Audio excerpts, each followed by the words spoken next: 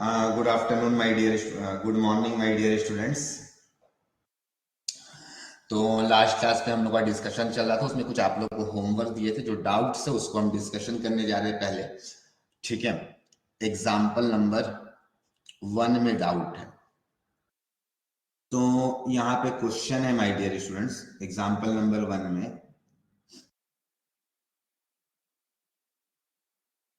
तो यहाँ पे एग्जाम्पल नंबर 1 में आप लोगों को बताया है अगर l इक्वल टू 0 होगा, अगर l इक्वल टू 0 होगा मेरे भाई, तो m का वैल्यू तो फिक्स है 0 होगा.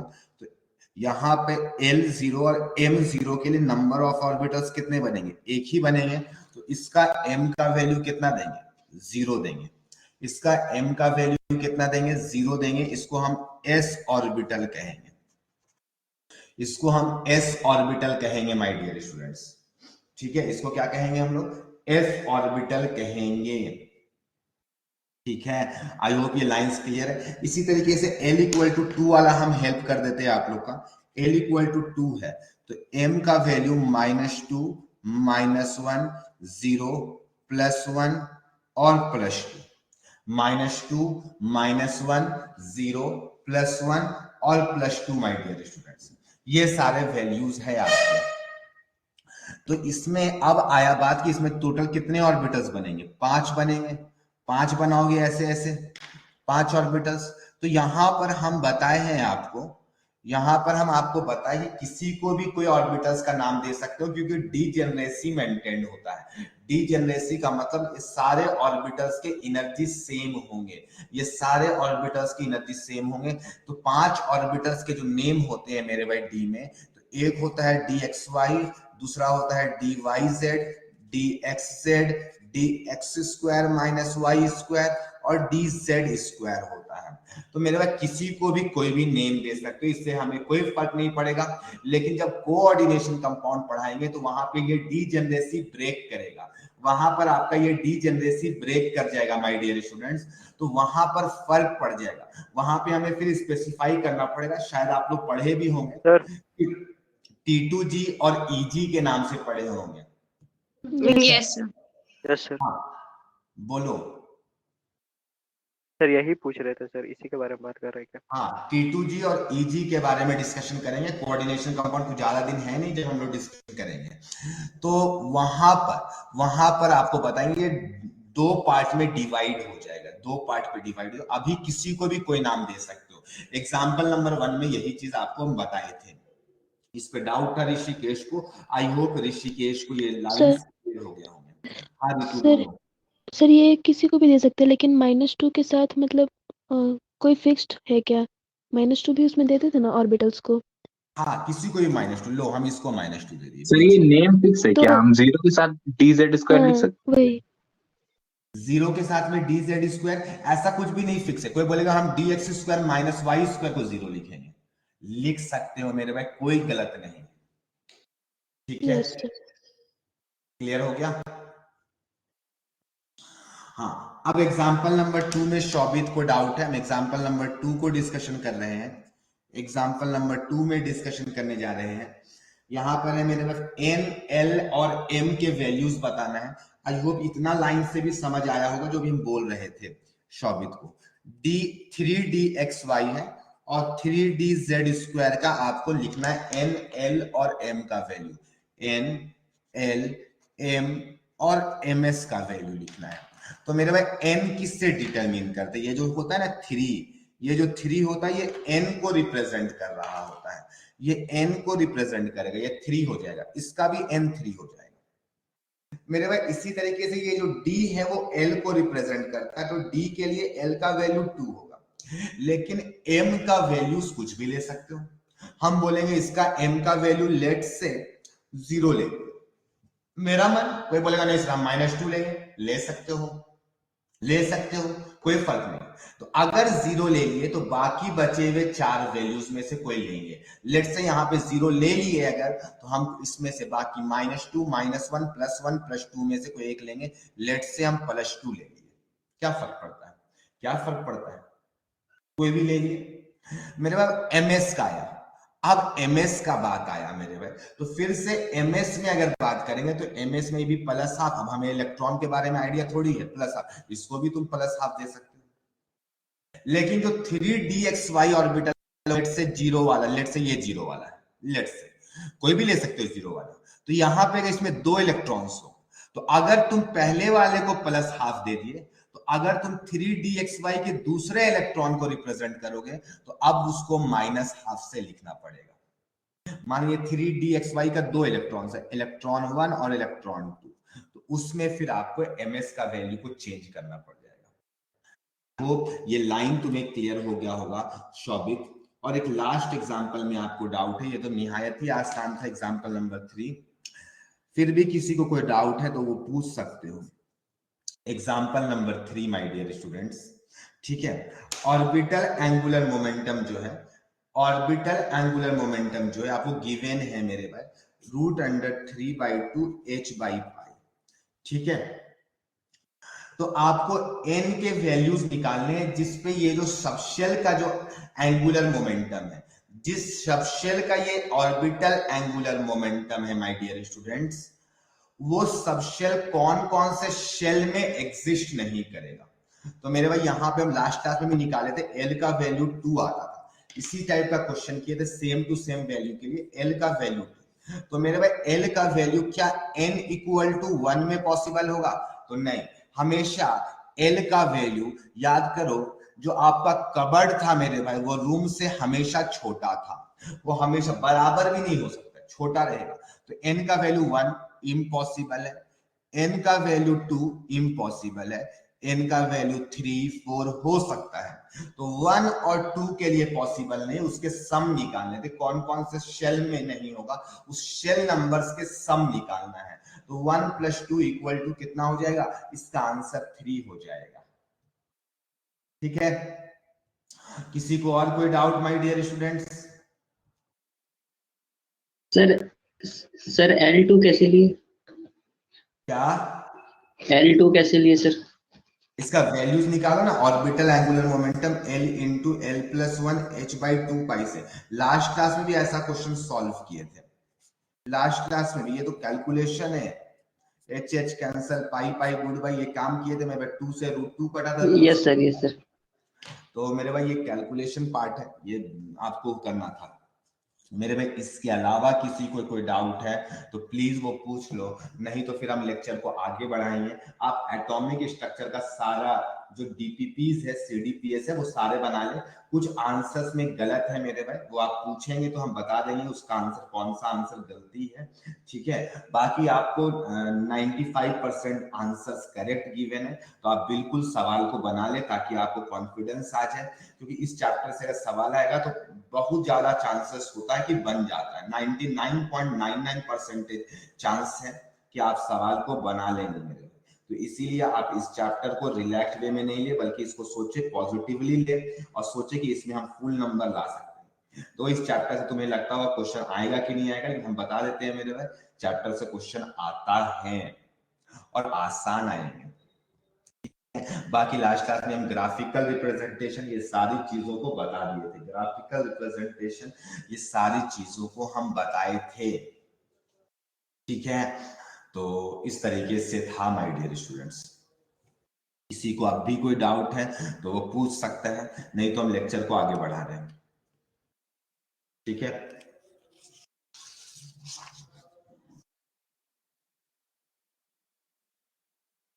तो सर स्लाइड नहीं भेजी, क्या फोटो की बात कर रहे थे जो एंगुलर। हाँ, वो आप लोगों को फोटो आज मिल जाएगा, आज श्योर मिल जाएगा, अभी क्लास के बाद हम भेज देंगे आप लोग को, ठीक है। तो सर वो ऑर्गेनिक वाला, हाँ, वो ऑर्गेनिक वाले में थोड़ा सा वो काम करना है जुलाई, उसको पूरा थोड़ा सा काम करके उसको हम भेजेंगे आपको धीरे धीरे, ठीक है। धीरे धीरे मिल जाएगा, टाइम टू टाइम मिलते रहेगी चीजें। हाँ माय डियर स्टूडेंट्स, अब हम लोग एक उसी चैप्टर के अंदर का पार्ट को डिस्कशन करने जा रहे हैं। अच्छा, दूसरी चीज हम ये भी बताएंगे कि इसी चैप्टर से हम लोग पीरियोडिक टेबल को पूरा रिलेट करेंगे मेरे भाई। पीरियोडिक टेबल को इसी चैप्टर से रिलेट कर पाएंगे, क्योंकि यहीं पर आपको दिख रहा होगा मेन चीजें जो है क्वांटम नंबर्स, ये सारी चीजें यहीं से रिलेट होगी। तो हम लोग डिस्कशन करने जा रहे हैं मेरे भाई इलेक्ट्रॉनिक कॉन्फ़िगरेशन।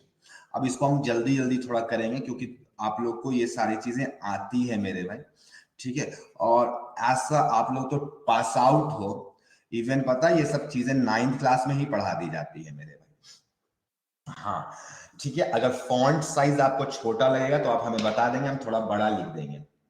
तो इलेक्ट्रॉनिक कॉन्फ़िगरेशन क्या होता है मेरे भाई, तो जैसे शेल नंबर पहले 1 में भरना है कि पहले शेल नंबर 2 में भरना है कि पहले शेल नंबर 3 में भरना है।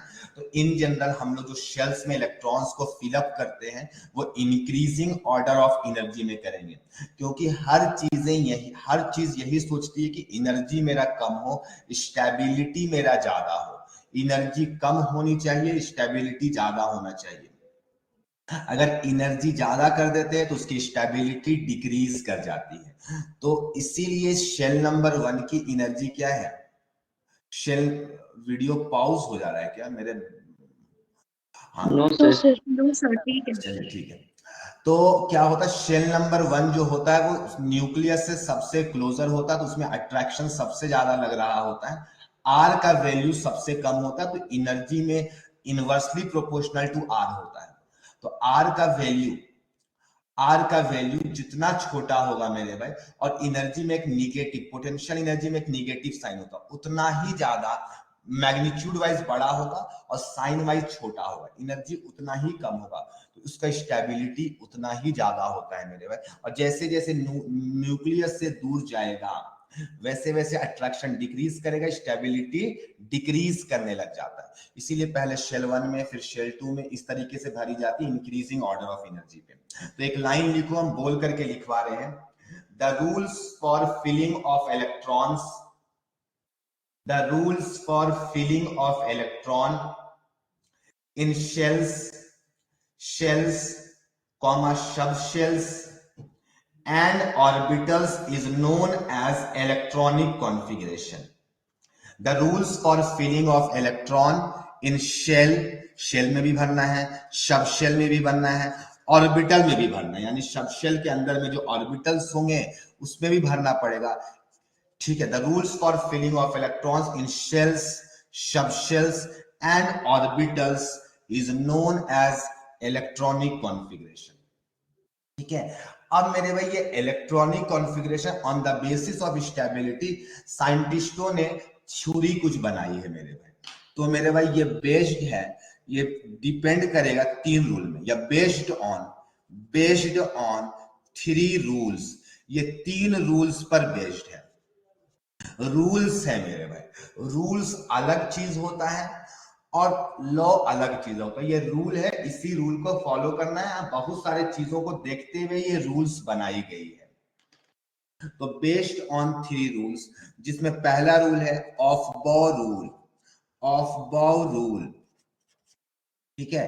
पहला रूल है माय डियर स्टूडेंट ऑफ बॉ रूल, इसी को एक नाम और से भी जाना जाता है N+L रूल, N+L रूल। तो N+L रूल क्या बताएगा, तो देखो सिंस हम लोग को अच्छे से पता है कि N जो होता है ना, N वो एनर्जी लेवल को रिप्रेजेंट करता है। N जो होता है, N किसको रिप्रेजेंट करता है, एनर्जी ऑफ शेल्स को रिप्रेजेंट करता है, ठीक है। और L जो का वैल्यू जो गिवन है वो एनर्जी ऑफ सबशेल्स के बेसिस पर है, यानी L इक्वल टू 0 का एनर्जी कम होगा, L इक्वल टू 2 का एनर्जी ज्यादा होगा। तो N जो होता है एनर्जी ऑफ शेल्स, तो अगर शेल नंबर सेम हो गया तो L का वैल्यू को देखेंगे। तो इसीलिए ऑफ बॉ रूल क्या बोलता है कि अगर N+L का वैल्यू इंक्रीज करेगा, N+L का वैल्यू इंक्रीज करेगा तो एनर्जी भी इंक्रीज करेगा, तो जाहिर सी बात है, ये तो लॉजिकल बात है मेरे भाई। और बोला गया पहले N+L जिसका कम होगा उसमें भरेंगे, फिर N+L जिसका ज्यादा होगा उस पर भरेंगे। अब मान लो कि तुम्हारा N का वैल्यू प्लस L का value, let's say for example अगर तुम्हारे सामने बात करें तो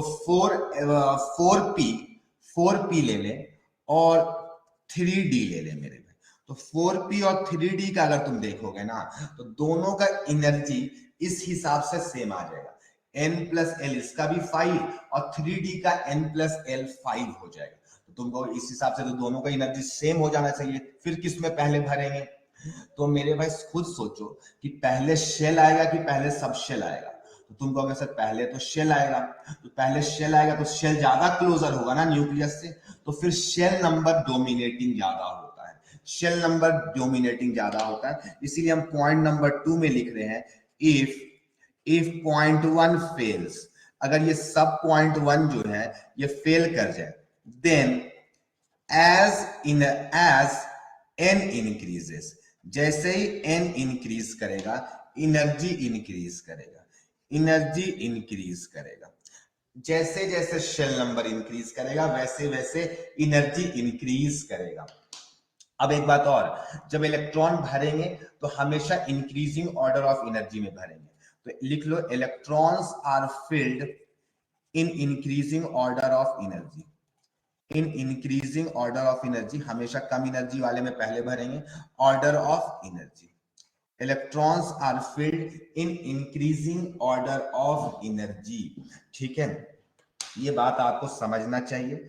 अब एक एग्जांपल तुम्हारे सामने रख रहे हैं माय डियर स्टूडेंट्स, तुमको ये कौन सा एग्जांपल है? तो एग्जांपल नंबर 1 है, अगर हम पूछेंगे 3s और 3p में ज्यादा एनर्जी किसका होगा, तो हम तुमको कुछ नहीं करना है, n का वैल्यू 3 हो गया, l का वैल्यू 0 हो गया, n प्लस l का वैल्यू 3 हो जाएगा। इसमें n का वैल्यू 3 हो गया, l का वैल्यू 1, तो n प्लस l का वैल्यू 4, जिसका n प्लस l का वैल्यू ज्यादा होगा उसका एनर्जी ज्यादा होगा। तो मेरे भाई ये रूल के बेसिस पर 3p का एनर्जी ज्यादा होगा। आई होप ये बातें सबको समझ में आ रहा होगा। अब नंबर ऑफ स्टूडेंट अचानक से बहुत कम हो गए, कुछ नेटवर्क इश्यू आ रहा है क्या? या नो फिर सर, नॉर्मल हो गया है। सब कुछ क्लियर है?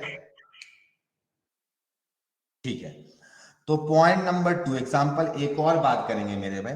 अगर हम तुम्हें बोले 4s और 3d बोले, 4s और 3d बोले, तो इसका n प्लस l का वैल्यू 4 हो जाएगा, इसका n प्लस l का वैल्यू 5 हो जाएगा। तो तुम कहोगे सर क्लियरली तो दिख गया कि n प्लस l, यानी 4s और 3d में पहले हम 4s में इलेक्ट्रॉन फिलअप करेंगे, फिर हम 3d में इलेक्ट्रॉन को फिलअप करेंगे।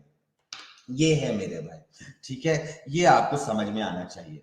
एक और एग्जांपल जो अभी हम लिए थे मेरे भाई, 4p और 3d वाला भी चाहो तो लिख लो, 4p और 3d में मेरे भाई, तो यहां पर n प्लस l का वैल्यू निकालो, तो यहां पर n प्लस l का वैल्यू 5, यहां पर n प्लस l का वैल्यू 5, तो जिसका n का वैल्यू बड़ा हो जाएगा उसका एनर्जी ज्यादा हो जाएगा, जो कि अभी ऊपर में हम बताए थे 4p और 3d का। तो ये भी एक एग्जांपल में लिख लो। तो पहले अगर 3s और 3p में बात आई तो पहले किस में भरेंगे? 3s में, फिर 3p में। 4s और 3d में बात आएगी तो 4s में पहले भरेंगे, 4p और 3d में बात आएगी तो पहले 4p में भरेंगे, फिर हम 3d में पहले भरेंगे, फिर 4p में भरेंगे। ठीक है, तो इस पेज को हम हटा रहे हैं और नेक्स्ट पेज पे बात करेंगे। सर फॉन्ट साइज थोड़ा इंक्रीज कर दीजिए। ठीक है, थोड़ा बड़ा करेंगे। तो माय डियर स्टूडेंट्स, अब हम आगे बात करते हैं, जैसे बुक्स पे एक ऐसा ना कर्व लाइंस दिखलाए रहते हैं मेरे। अगर आपके पास में एनसीईआरटी बुक होगा तो आप देख सकते हैं, जैसे अगर आप शेल नंबर 1 बात करें, n इक्वल टू 1 बात करें, फिर n इक्वल टू 2 बात करें, n इक्वल टू 3 बात करें, n इक्वल टू 4 बात करें, इस तरीके से अगर बात करें मेरे भाई, n equal to 5, n equal to 6, n equal to अगर 7 बात करें, तो शेल नंबर 1 में कौन होता है? 1s। शेल नंबर 2 में कौन कौन आएगा? 2s और 2p आएगा। शेल नंबर 3s में कौन कौन आएगा? 3s, 3p और 3d आएगा। सेल नंबर 4 में 4s, 4p, 4d और 4f भी आ जाएगा। इसी तरीके से 5 में 5s, 5p, 5d और 5f तक मिलेगा। 6s, 6p और 6d तक मिलेगा आपको। 7s और 7p ही तक मिलेगा आपको। ठीक है, जितना अपने को एलिमेंट्स नोन है। तो यहाँ पर जो इलेक्ट्रॉनिक का जो रूल्स बताया गया तो एक कर्व नेचर पे बताया गया कि पहले 1s में ऐसे मेरे में ऐसे लाइन खींच दो, ऐसे डायगोनली खींचना होता है मेरे में, ऐसे करके ऐसे खींचो, जो बुक से बने हैं इसका शॉर्टकट बताएंगे, ये वाला याद नहीं करना है। तो डायगोनली खींचते जाओ मेरे में, तो डायगोनली खींचोगे ना कुछ इस टाइप से मिलेगा, ठीक है, ऐसे खींच दो लाइन। और मेरे भाई क्या करो, इसको मिला दो 1s के बाद इधर से मिला दो, ठीक है, आप कलर चेंज कर देते हैं, मिलाने वाले डॉटेड डॉटेड से दिखला देते हैं। फिर ऐसे मेरे इस तरीके से मिला दिए, फिर इसको इस तरीके से मिला दिए। तो इस तरीके से आपके बुक पे बना रहता है, एनसीईआरटी बुक में आप जब मिलाएंगे तो ऐसे बना रहता है। तुमको लगता है ये सर ऐसे डॉटेड डॉटेड क्या बना दिया गया, तो मेरे भाई ये बताया गया पहले 1s में भरना है, फिर 2s में, फिर 2p में भरना है, फिर 3s में। ये ऐसे चलना है तुम्हें, इस पाथ को ऐसे चलने वाला है, ठीक है, इस पाथ को जो चलने का एरो है मेरे भाई इस डायरेक्शन पे चलना है, ठीक है, इस डायरेक्शन पे ऐसे चलना है, समझ गए। तो इस तरीके से मिला देंगे मेरे भाई, हर जगह पे मिला सकते हो। और इस तरीके से इलेक्ट्रॉन तुमको ही पता होगा पहले 1s भरा जाता है, फिर 2s, तो इतना बड़ा बनाने में तो बहुत टाइम लग गया मेरे भाई। तो इसका हम अपने बच्चों को एक शॉर्टकट में बताते हैं, ठीक है, ये लाइन समझ में आ गया कैसे चलना पड़ता है, स्नेक की तरह पाथ पे चलना पड़ता है।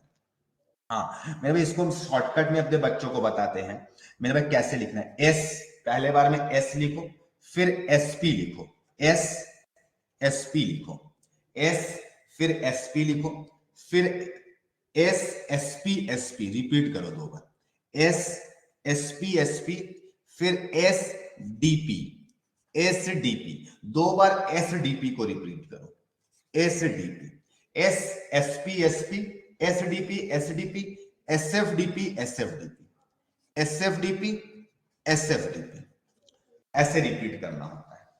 एस एसपी याद हो गया होगा, S SP SP, S DP S DP, S F DP S F DP, ठीक है।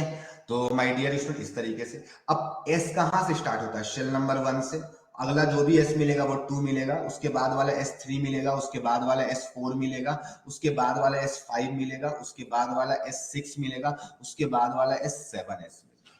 तो S1 से स्टार्ट होता है, तुम सबको पता है, P2 से स्टार्ट होता है।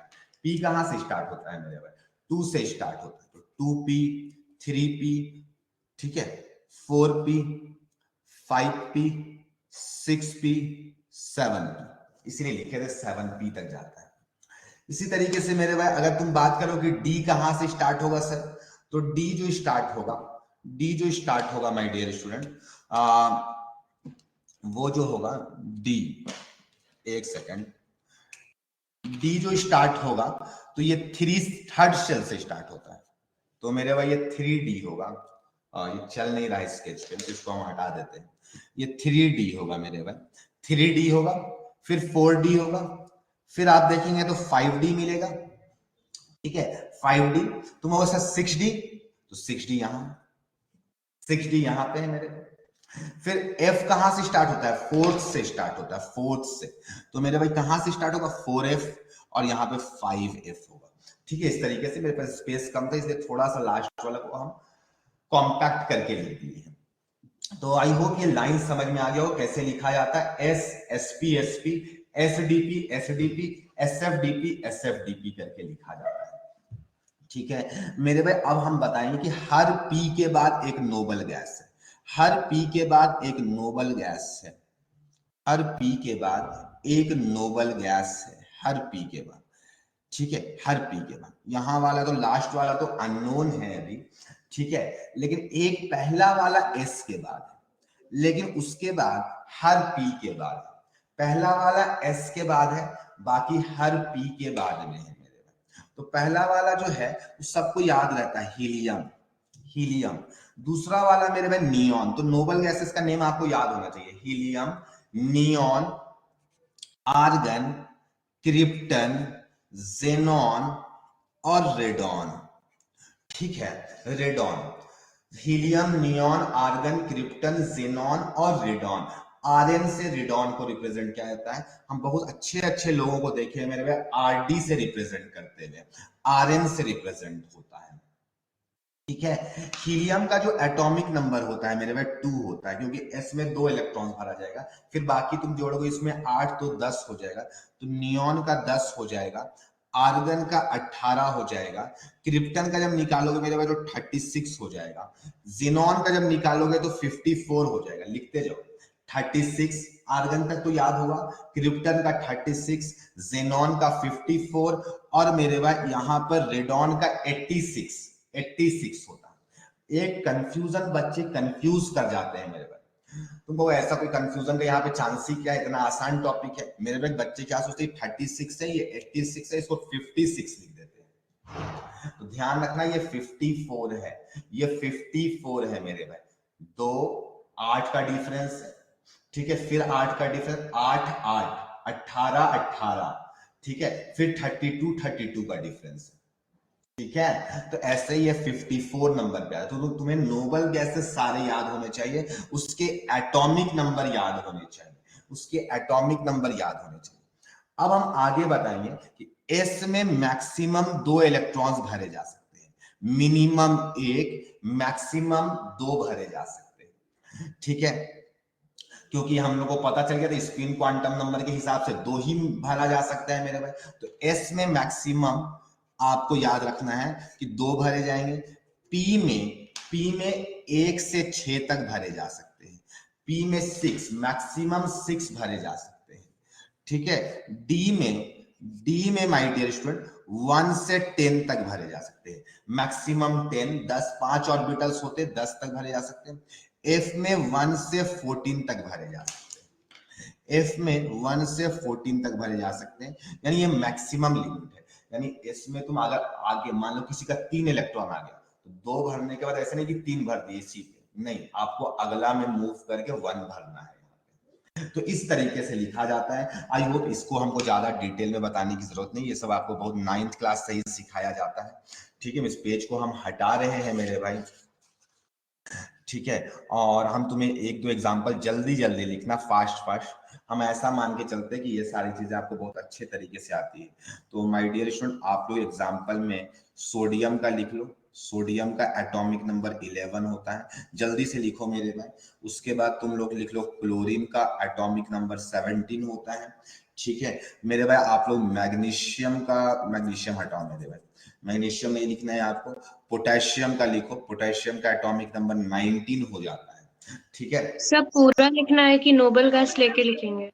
अगर आपको नोबल गैस, बेटर है एक बार पूरा ही लिखो, बेटर है कि पूरा करके लिखो जल्दी जल्दी मेरे में, बहुत ज्यादा टाइम नहीं लगेगा। तो सोडियम का लिखना है तो पहले S 11 लिखना है मेरे में, तो जाहिर सी बात है 1s आएगा, 2s आएगा, ठीक है, 2p, SSP ऐसे सोचना है, SSP तो 10 हो गया। अब SSP के बाद फिर से SP आता है तो 3s1 तक चला जाएगा। हाँ, इसी को एक दूसरे फॉर्मेट में और भी लिखने का मेथड है, ऐसे करके। कैसे? तो यहाँ पे तुमको पता है कि नोबल गैस आता है 2p6 के बाद, तुम ऐसा कर सकते हो, कि यहां पर हम लिख दिए नियॉन 10 हो गया मेरे में, 10 हो गया। अब इसके सामने में 3s1, तो ये शॉर्टकट इलेक्ट्रॉनिक कॉन्फ़िगरेशन है, ये शॉर्टकट इलेक्ट्रॉनिक कॉन्फ़िगरेशन है my dear student. I hope ये जान करके आपको अच्छा लगा होगा, ये शॉर्टकट इलेक्ट्रॉनिक कॉन्फ़िगरेशन है, ठीक है। यहाँ पे मेरे क्लोरीन का लिखना चाहेंगे आप तो 17 तक लिखना है, तो 2s2 2p6, उसके बाद मेरे पास फिर से sp आएगा तो 3s2 3p, ये अब तक जोड़ोगे तो तुम्हें दिखाई देगा 12 हो गया, 12 प्लस 5 ही भरना पड़ेगा, 3p5। इसको भी तुम नोबल गैस के टर्म में लिख सकते हो। कैसे लिखेंगे मेरे भाई? तो नोबल गैस यहाँ पे मिलेगा, इसके बाद कहीं पे नोबल गैसेस नहीं आएगा, तो आप डायरेक्टली नियॉन 10 और मेरे भाई 3s2 3p5 लिख लेंगे, 3s2 3p5 कर लेंगे, ठीक है। पोटेशियम का लिखना है तो पोटेशियम का फिर से 19 है मेरे भाई, तो SSP फिर S आ जाएगा, फिर से S आ जाएगा, तो 1s2 2s2 2p6 3s2 3p6 4s1 तक चला जाएगा, ठीक है। SSP SDP होता है, लेकिन अब डी की जरूरत ही नहीं पड़ी हमें, तो ये हो गया मेरे भाई। इसका शॉर्टकट में अगर लिखोगे तो यहाँ पर आर्गन आ जाता है, तो आर्गन 18 लिख देंगे मेरे भाई और 4s1 लिख देंगे, तो ये शॉर्टकट इलेक्ट्रॉनिक कॉन्फ़िगरेशन हो गया। तो ये सारी बातें तुम्हें अच्छे तरीके से समझ में आ रहा होगा मेरे भाई। अब हम एक बात बताएंगे, यहाँ पर जो ऐसे लिखा जाता है, जैसे मान लो कि 1s2 है, तो कहीं पर भी ऐसे लिखा हुआ मैंने NLX, दरअसल जैसे 2s2 होता है, तो ये जो 1s2 है, जैसे यहाँ पर 1s2 है, तो ये 1 जो है ना n का वैल्यू को रिप्रेजेंट करता है, ये l बताता है, और ये x जो होता है नंबर ऑफ इलेक्ट्रॉन्स बताता है। तो यानी कि NLX में यहाँ पे जो NLX रहता है, यहाँ पे n जो रहता है वो शेल नंबर रहता है, यहाँ पे जो भी n है, ठीक है। ऋषिकेश, हम जानते हैं कि आप पास आउट बैच के हो, हमको मालूम है कि आपको कॉपर का मालूम है अच्छे तरीके से, वहां पे गेम होता है, ठीक है। अभी पूरा हम नहीं कंप्लीट किए, जब कंप्लीट हो जाएगा तब फिर आप डाउट रेज करेंगे, ठीक है। एल का वैल्यू जो है माय डियर स्टूडेंट, यहाँ पर ये एल हमें सबशेल को बताता है, हम इससे सबशेल्स बता सकते हैं। एक्स से हम नंबर ऑफ इलेक्ट्रॉन्स बता सकते हैं, x जो होता है वो नंबर ऑफ इलेक्ट्रॉन्स को रिप्रेजेंट कर रहा होता है, जैसे 1s2 2s2, तो ये सारी चीजों को रिप्रेजेंट कर देगा। जैसे s से हम तुरंत समझ जाएंगे l का वैल्यू 0 है, तो ये इस तरीके से रिप्रेजेंटेड रहता है, तो तुम्हें अच्छे तरीके से समझ में आ जाना चाहिए मेरे भाई, कहीं से कोई दिक्कत नहीं होना चाहिए। शेल बोलो, प्रिंसिपल क्वांटम नंबर भी बोल सकते हो, ठीक है। n का मतलब ही होता है प्रिंसिपल क्वांटम नंबर, ठीक है। तो ये सारी बातें तुम्हें क्लियर होना चाहिए। अच्छा, अब हम एक बात और बताएंगे जो कि शायद आप नहीं जानते होंगे मेरे भाई, लेकिन एनसीईआरटी बुक में ये बातें प्रॉपरली लिखी गई हैं। तो अफबाउ का हम लोग 2 रूल्स जाने अभी तक। एक जाने n+l का वैल्यू इंक्रीज करेगा तो एनर्जी इंक्रीज करेगा, और अगर ये पॉइंट फेल कर जाता है तो n का वैल्यू अगर बढ़ेगा तो क्या होगा, एनर्जी बढ़ेगा, ये बात जाने। लेकिन मेरे भाई एनसीईआरटी में उसके आगे कुछ बड़ी बड़ी बातें लिखी गई है मेरे भाई। आपको मानना पड़ेगा कि एनसीईआरटी बुक में जितना चीजें लिखी गई हैं एटॉमिक स्ट्रक्चर में, शायद उतना अच्छे से किसी बुक में एक्सप्लेन किया गया है, ठीक है। किसी एक पार्टिकुलर बुक में बारे, अलग अलग बुक्स में तो मिल जाएंगी चीजें, लेकिन एक जगह पे एक्सप्लेन जो एटॉमिक स्ट्रक्चर को किया गया है मेरे एनसीईआरटी बुक में, मतलब मानना पड़ेगा आपको, बहुत अच्छे तरीके से एक्सप्लेन की गई है, और बहुत इंपॉर्टेंट लाइन दिया गया है मेरे। अच्छे अच्छे लोगों को वो लाइंस नहीं समझ में आता। अगर आपके पास में एनसीईआरटी बुक सामने पे है तो बिल्कुल आप खोल ले एनसीईआरटी बुक को, हम एनसीईआरटी बुक से एक भी लाइन बाहर नहीं बोलेंगे। तो अफबाउ रूल का पॉइंट नंबर 3 बात करने जा रहे हैं। पहला पॉइंट था n+l वाला, सेकंड पॉइंट था n वाला, और थर्ड पॉइंट बात करने जा रहे हैं मेरे भाई, n+l का जो वैल्यू है ये एप्लीकेबल होता है मल्टी इलेक्ट्रॉन सिस्टम के लिए। n+l रूल जो है ना is applicable for multi electron species, atoms, multi electron atoms, ions, कुछ भी हो सकता है, तो मल्टी इलेक्ट्रॉन सिस्टम के लिए ये एप्लीकेबल है। अब ये सिस्टम में क्या हो सकता है मेरे भाई, एटम्स भी हो सकता है, आयंस भी हो सकता है मेरे भाई, ठीक है। मल्टी इलेक्ट्रॉन सिस्टम, तो एटम्स या आयंस जिसके पास में एक से ज्यादा इलेक्ट्रॉन है, having more than one electron मेरे भाई, n+l का जो वैल्यू होता है ये मल्टी इलेक्ट्रॉनिक सिस्टम के लिए एप्लीकेबल होता है। तुमको इसका मतलब क्लियरली हमको नहीं समझ में आ रहा मेरे भाई, अभी इतना जल्दी समझ में आ जाता तो सब कोई टॉप कर जाता, तो रुको, थोड़ा पेशेंस रखो मेरे भाई, थोड़ा पेशेंस रखना पड़ेगा, इसको हम समझाएंगे सारी चीजों को। यानी आप n+l के रूल के बेसिस पर आप एनर्जी तभी बताइएगा जब ये एक से ज्यादा इलेक्ट्रॉन वाले सिस्टम होंगे। 4th नंबर पॉइंट बात करते, फिर हम आएंगे उसके आगे, इस पॉइंट को हमको एक्सप्लेन करना है मेरे भाई क्यों ऐसा होता है। तो फॉर सिंगल इलेक्ट्रॉन सिस्टम जिसपे सिंगल इलेक्ट्रॉन होता है मेरे भाई, ठीक है, सिंगल इलेक्ट्रॉन सिस्टम, जो बोर्स का रूल था मेरे भाई, hydrogen, helium plus, lithium 2 plus, dot dot dot etc, इस टाइप वाले में, जिसमें केवल एक ही इलेक्ट्रॉन्स होते हैं।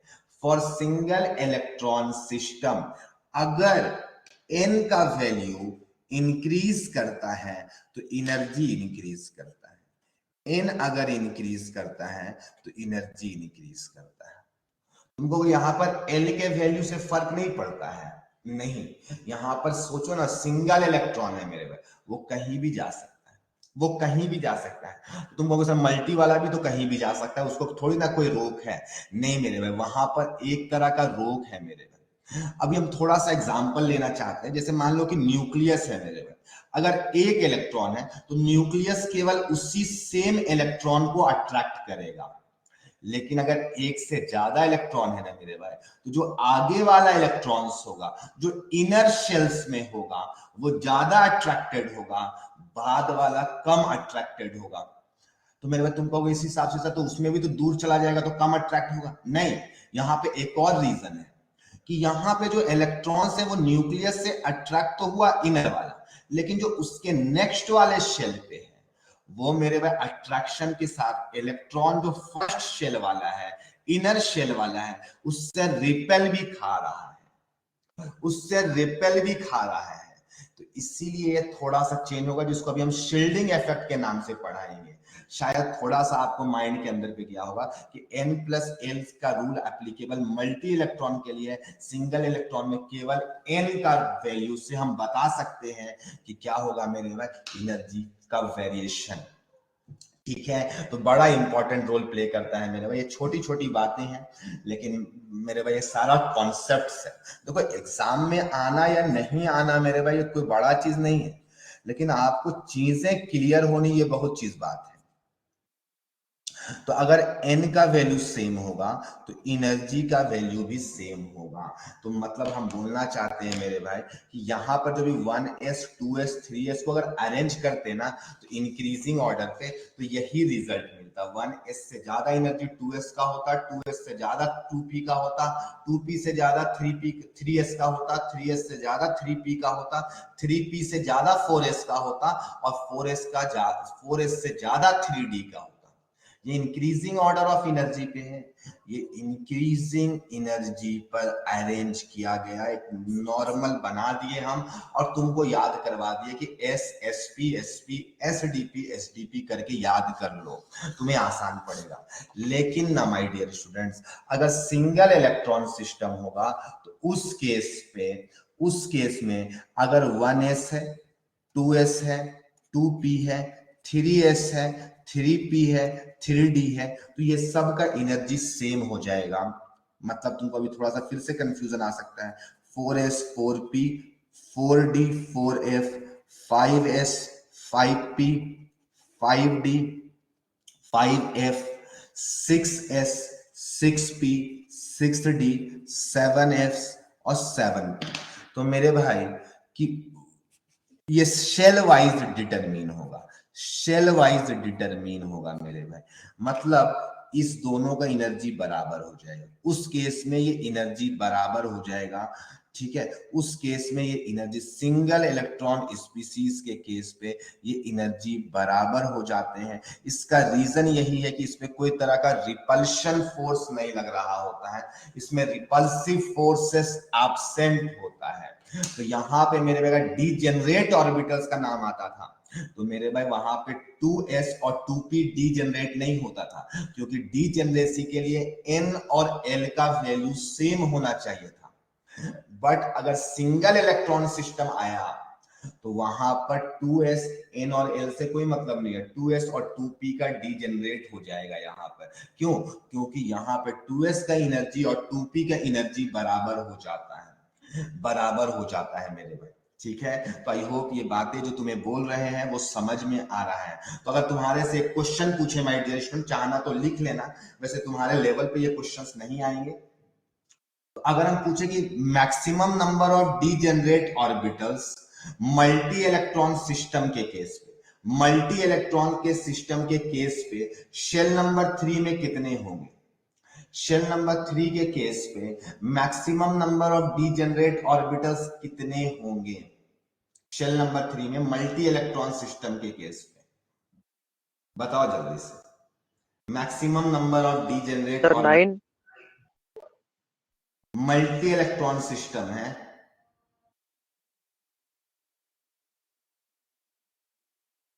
मल्टी इलेक्ट्रॉन सिस्टम है, 5 होगा। यस मेरे भाई, 3D वाला होगा, मैक्सिमम यहां से मिलेगा, 3D वाले से मिलेगा, समझे कुछ? उसका एनर्जी अलग होगा, 3s का अलग क्वेश्चन होगा। रिपीट कीजिए। Maximum number of degenerate orbitals in third shell in case of multi electron system. तो मल्टी इलेक्ट्रॉन सिस्टम के केस में माय डियर स्टूडेंट, इसका एनर्जी अलग, इसका एनर्जी अलग, इस तीनों थर्ड शेल में ये तीनों सब शेल्स होंगे और इससे जो ऑर्बिटल जनरेट होंगे इसमें तो एक ही मिलेगा, इसमें 3 मिलेगा और इसमें 5 मिलेगा। तो आपसे मैक्सिमम वाला पूछा गया है, आपसे मैक्सिमम वाला पूछा गया है माय डियर स्टूडेंट्स। तो आई होप ये लाइंस तुम्हें समझ में आई होगी, तुम्हें जान करके अच्छा लगा होगा। क्लियर हो गया? तो उसमें 5 हो जाएगा, 3D वाला होगा। अगर सिंगल इलेक्ट्रॉन सिस्टम पूछ लिए तो तब कितना हो जाएगा? अगर सेम क्वेश्चन विथ सिंगल 9 हो इलेक्ट्रॉन जाएगा। 7 9 हो जाएगा, क्योंकि तीनों डीजेनरेट हो जाएंगे, इसमें 1, इसमें 3, 4 और +4 मिला करके, तो 4 + 5 9 हो जाएगा मेरे में। तो आई होप ये समझ में आ गया होगा। एक बात और ध्यान पे रखना, इफ नथिंग इज मेंशन्ड तो आप अपने मन से मल्टी इलेक्ट्रॉन सिस्टम एज्यूम करेंगे। इफ नथिंग इज मेंशन्ड, लिख लो चाहो तो कहीं पर, if nothing is mentioned you have to assume, ठीक है? आप लोग ऐसे लिखिएगा, if nothing is mentioned then assume multi electron system, ठीक है? तो आई होप ये सारी बातें हैं मेरे भाई, ये सब एनसीईआरटी बुक में बहुत प्रॉपरली आपको लिखा गया है। अभी जो हम बातें बोल रहे थे ये रिपल्शन वाला केस माय डियर स्टूडेंट, उस बात को हम बताने जा रहे हैं आपको, ठीक है? और आप एक टर्म नाम सुने होंगे इफेक्टिव न्यूक्लियर चार्ज का, जिसकी वजह से आप अगर एटॉमिक रेडियस ये सब चीजों को पढ़ते होंगे तो वहां पे लिखा रहता है हाई इफेक्टिव न्यूक्लियर चार्ज वहां पे होता है, ठीक है? तो उस बात को यहीं पर से कॉन्सेप्ट जनरलाइज्ड है। तो हेडिंग बना लो, effective nuclear charge, effective nuclear charge, ठीक है? हाँ, ये जेड इफेक्टिव, मेरे एक स्लैटर्स नाम के साइंटिस्ट थे जिन्होंने ये जेड इफेक्टिव का वैल्यू को निकालने के लिए भी बताया है। और हम सच सच बताएंगे मेरे भाई, 11th क्लास में ये हम बात बताते भी है कि कैसे निकाला जाता है। 11th क्लास में हम बताते भी है कि कैसे निकाला जाता है उस रूल को, लेकिन आपके सीडीपीएस में भी क्वेश्चन गिवन है, लेकिन हम आपको नहीं बताएंगे। तुम कहोगे ये तो अन्याय है सर, क्यों नहीं बताएंगे? मेरे भाई यहाँ पर तक कोई यूज नहीं है, इससे आपके एग्जाम में कोई सवाल नहीं आएगा। तो जेड इफेक्टिव का कैलकुलेशन से कोई मतलब नहीं है आपको, लेकिन क्या होता है इस बात को आपको समझना है, ठीक है? तो माय डियर स्टूडेंट, जो अभी बातें हम कह रहे थे, अगर सिंगल इलेक्ट्रॉन सिस्टम है तो ये शेल नंबर 1 है, ये शेल नंबर 1 है माय डियर स्टूडेंट। ये सिंगल इलेक्ट्रॉन सिस्टम है मेरे पास में, केवल यहाँ पर एक ही इलेक्ट्रॉन है। तो सिंगल इलेक्ट्रॉन स्पीसीज है मेरे भाई ये, तो इसमें केवल क्या लगेगा? अट्रैक्शन। सिंगल इलेक्ट्रॉन सिस्टम है यहाँ पर। तो यहाँ पर अगर कोई भी आ जाए तो कोई भी बोलेगा यहाँ पर ओनली अट्रैक्शन है, ओनली अट्रैक्शन है। कहां पर मेरे भाई? तो बिटवीन न्यूक्लियस एंड इलेक्ट्रॉन। कोई भी कहेगा हाँ सर ये तो बिल्कुल सच बात है कि यहाँ पर केवल अट्रैक्शन है न्यूक्लियस और इलेक्ट्रॉन के बीच पे, न्यूक्लियस और इलेक्ट्रॉन के बीच पे। लेकिन माय डियर स्टूडेंट्स, अगर यहीं पर अगर मल्टी इलेक्ट्रॉन हो जाए, यहीं पर अगर मल्टी इलेक्ट्रॉन हो जाए माय डियर स्टूडेंट, तो यहाँ पर एक इलेक्ट्रॉन, यहाँ पर एक इलेक्ट्रॉन, 2 इलेक्ट्रॉन है। ये मल्टी इलेक्ट्रॉनिक सिस्टम है, मल्टी इलेक्ट्रॉनिक सिस्टम है। यहाँ पे आपको दिख रहा होगा कि यहाँ पर 2 इलेक्ट्रॉन्स है, और मेरे भाई इलेक्ट्रॉन के बीच में निगेटिव चार्जेस के बीच में रिपल्शन लगेगा, ये सबको मालूम है अच्छे तरीके से। तो ऐसा हो रहा है ना कि ये न्यूक्लियस तो इस इलेक्ट्रॉन को अट्रैक्ट कर रहा है, इस इलेक्ट्रॉन को भी कर रहा है, लेकिन इस दोनों के बीच में एक रिपल्सिव फोर्स एक्ट हो रहा है। यानी ऐसा है ना मेरे भाई, मान लो कि आप लोग बैठे हुए हो, जैसे मान लो कि यहां से एक लाइन है जिसमें 3 बंदा बैठा हुआ है मेरे, ठीक है, और ये हम मेरे जाने का बस यही एक रास्ता है, इसके अलावा कोई और पाथ नहीं है जिससे हम यहां से इसके पास में जा सकते हैं। हम यहाँ पे खड़े हैं मेरे, ठीक है, ए है, ये बी है और ये सी है, ठीक है, हम खड़े हैं मेरे भाई, और लेट से हमें क्या करना है, सी को मारना है मेरे भाई। तो और यही एक रास्ता है जाने के लिए, यानी इन लोगों को पार करेंगे तभी। तो हम क्या बोलेंगे मेरे भाई कि ए और बी प्रोटेक्ट कर रहा है सी को, ए और बी क्या कर रहा है, प्रोटेक्ट कर रहा है सी को। पहले हमें ए और बी को पीटना पड़ेगा, फिर हम सी को मार पाएंगे। आज ये बातें समझ में, तो यही चीज है मेरे भाई कि पहले क्या होगा, यहाँ पे जो अट्रैक्शन, ये बोल सकते हैं कि दूसरे वाले इलेक्ट्रॉन को अट्रैक्ट होने से बचा रहा है। न्यूक्लियस चाहता है अट्रैक्ट करे, लेकिन ये आकर के बीच में रोक दिया, जैसे ए और बी सी को रोक दिया है मेरे भाई, उसी तरीके से ये रोक दिया। यानी अगर ये इलेक्ट्रॉन नहीं होता मेरे भाई, तो न्यूक्लियस केवल इसको अट्रैक्ट कर रहा होता, जो लगना चाहिए था, केवल इसको अट्रैक्ट। लेकिन मेरे भाई यहाँ पे एक रिपल्शन यानी नेट फोर्स अगर बात करें, जिसको हम लोग जेड इफेक्टिव बोलते हैं, जिसको इफेक्टिव न्यूक्लियर चार्ज कहते हैं, अगर बीच वाला इलेक्ट्रॉन नहीं होता तो इतना अट्रैक्शन लगता, जेड लगता। लेकिन आपको ही पता है कि बीच वाला रिपल्शन फोर्स लगा दिया, कितना लगाया, सिग्मा। सिग्मा को ही हम लोग शील्डिंग इफेक्ट कहते हैं, यानी शील्डिंग का मतलब होता है शील्ड, शील्ड का मतलब होता है प्रोटेक्ट करना। हम लोग वर्ड यूज कर रहे होते हैं इंग्लिश में, ये शील्ड कर दिया है। तो मेरे भाई ये सिग्मा किसकी वजह से आया, रिपल्शन की वजह से आया। तो ये मेरे भाई शील्डिंग पावर है, इसी को हम लोग शील्डिंग इफेक्ट कहते हैं, शील्डिंग फोर्स कहते हैं, ठीक है। ये मेरे भाई तब का है जब सिंगल इलेक्ट्रॉन होता, ये मेरे भाई in absence of inner electron, inner shell electron. अगर इनर शेल वाला इलेक्ट्रॉन नहीं होता तो जेड लग रहा होता। ये शील्डिंग पावर है। और मेरे भाई ये नेट है, ये नेट अट्रैक्शन है, रिजल्टेंट अट्रैक्शन को रिप्रेजेंट करता है। तो Z effective Z minus sigma होता है मेरे भाई। और ये सब का वैल्यूज को हम लोग निकालते हैं, इसका वैल्यूज ना कभी आएगा मेरे भाई, कोई मतलब नहीं है, रूल्स के बेसिस पर है, और वो सब आपके सिलेबस पे नहीं है। कहीं कहीं पर क्वेश्चन मिलेगा, आप डायरेक्टली इग्नोर कर देना, डायरेक्टली, कोई मतलब नहीं है। मेरे पास में पढ़ाई भी है 11th में, ठीक है, लेकिन आपको कोई मतलब नहीं है मेरे भाई। हाँ, अब हम आपको लिखेंगे यहाँ पर, ये मल्टी इलेक्ट्रॉन सिस्टम था मेरे भाई, इसके बारे में लिख देते हैं थोड़ा सा। मल्टी इलेक्ट्रॉन सिस्टम था ये।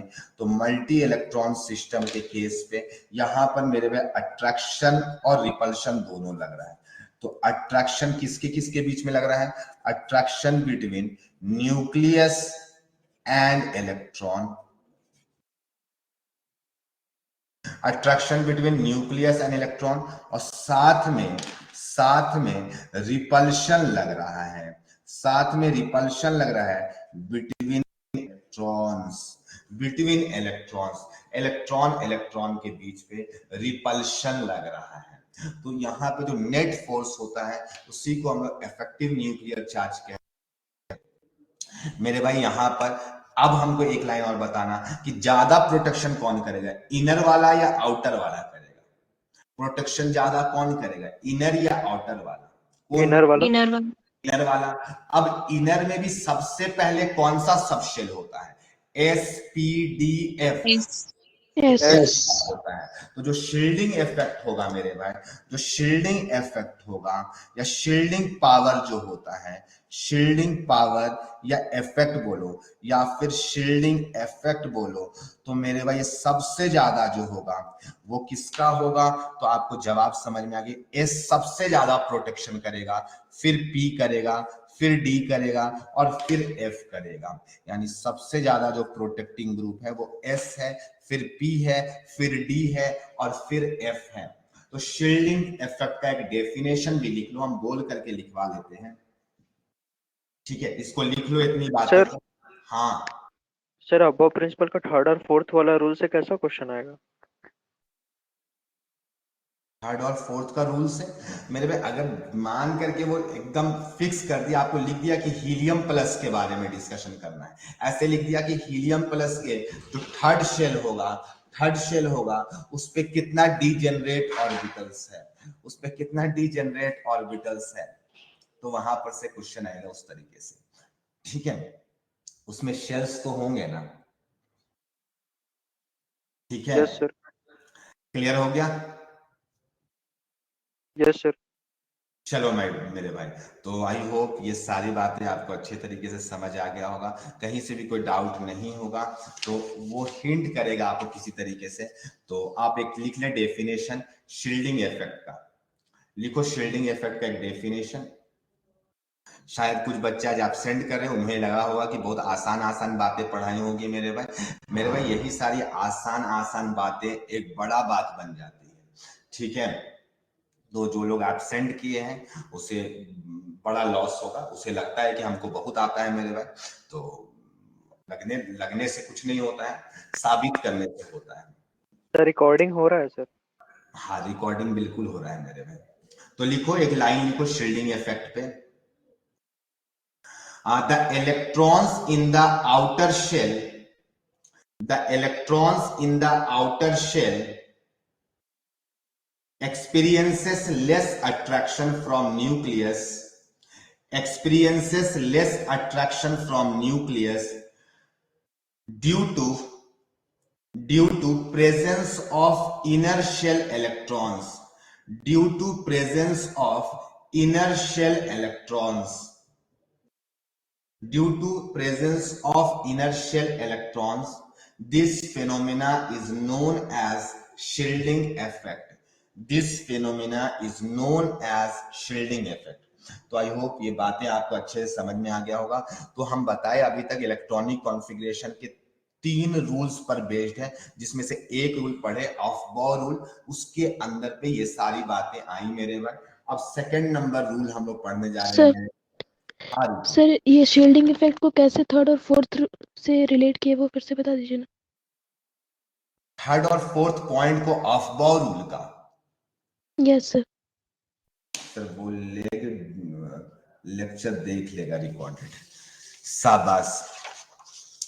तो n+l रूल जो है, हम लोग क्या डिटरमिन कर रहे हैं कि ये जो रूल एप्लीकेबल है मल्टी इलेक्ट्रॉन सिस्टम के लिए, यानी कि यहां पर जो है एक रिपल्शन फोर्स भी जनरेट हो रहा है।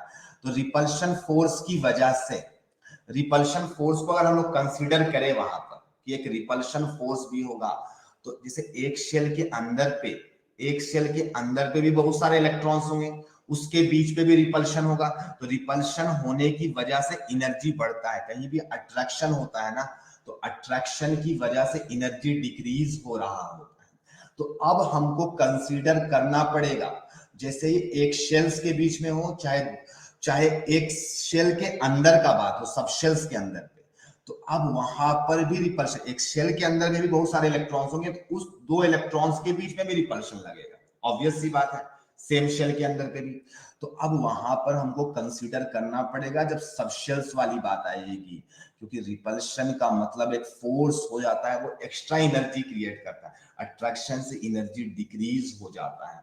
यहाँ पे वैसा कुछ रिपल्शन वाला फैक्टर नहीं है जो एनर्जी चेंज होगा।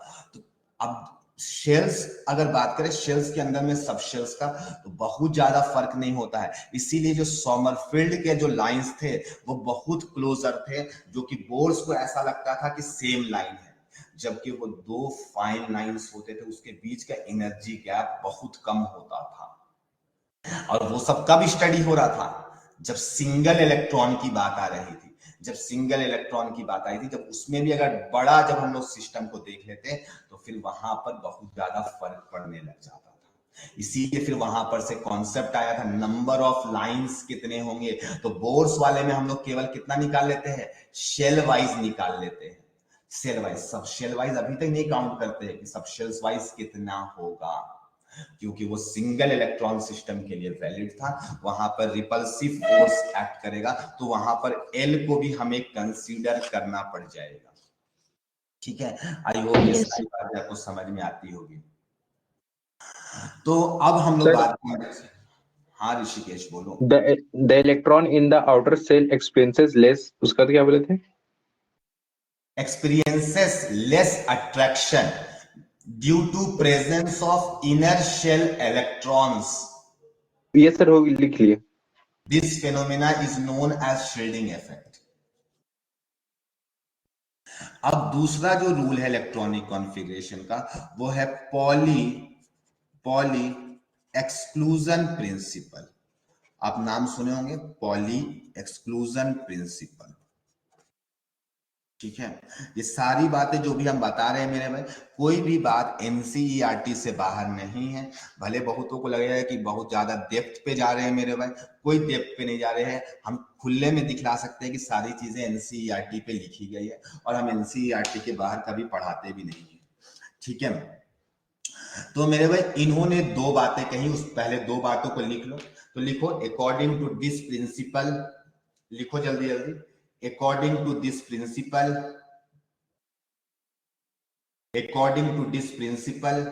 point number sub point 1 लिखना, sub point 1, in any orbital